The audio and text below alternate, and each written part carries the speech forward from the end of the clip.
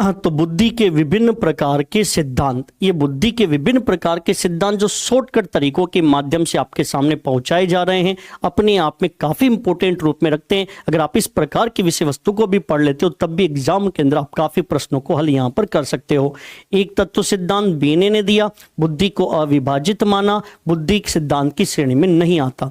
द्वितत्व सिद्धांत स्पीयरमैन ने दिया, जी और एस की अवधारणा को समझाया, जी तत्व को राजा कहा, एस को प्रजा कहा। जन्मजात होता है, जी प्रशिक्षण की आवश्यकता नहीं होती और स्थिर होता है। अर्जित होता है, एस प्रशिक्षण की आवश्यकता होती है और गतिशील के रूप में अपन यहाँ पर जनरली बात करते हैं।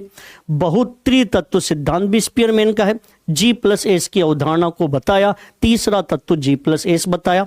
बहुतत्व सिद्धांत थॉर्नडाइक का है, उभयनिष्ठ अउभयनिष्ठ की अवधारणा को बताया, बुद्धि में ऊंचाई है, बुद्धि में चौड़ाई है, बुद्धि में क्षेत्रफल है, बुद्धि में गति है। CAVD टेस्ट बुद्धि के मापन के लिए इनके द्वारा दिया गया। समूह तत्व सिद्धांत जिसको थ्रस्टन ने प्रतिपादन किया, इन्होंने PMA सिद्धांत के रूप में भी इसको जाना गया, जो प्राइमरी मेंटल एबिलिटी कहलाता है। 7 योग्यताओं को PMA का नाम दिया और इन योग्यताओं के मापन करने के लिए PMA टेस्ट दिया। बुद्धि का सबसे महत्वपूर्ण सिद्धांत त्रिआयामी सिद्धांत गिलफर्ड के द्वारा प्रतिपादित किया गया। 120, 150, 180 खंडों की अवधारणा को प्रस्तुत किया। OCP मॉडल दिया, ऑपरेशन की संख्या 5 थी, C की संख्या 4 थी, P की संख्या 6 थी। 120 खंड, O की संख्या को फिर बाद में 6 किया, C की संख्या को 5 किया और खंड 150 और 180 पर पहुंचे।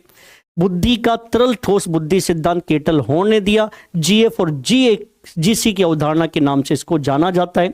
बुद्धि क और ख का सिद्धांत हेब ने दिया, जिन्होंने कहा क बुद्धि जीनोटाइप है और ख बुद्धि फिनोटाइप है।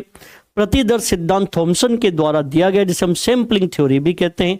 पदानुक्रमिक सिद्धांत बर्ट और वर्णन का है। KM और VD की अवधारणा को इन्होंने प्रस्तुत किया और बुद्धि की व्याख्या पिरामिड के रूप में करी।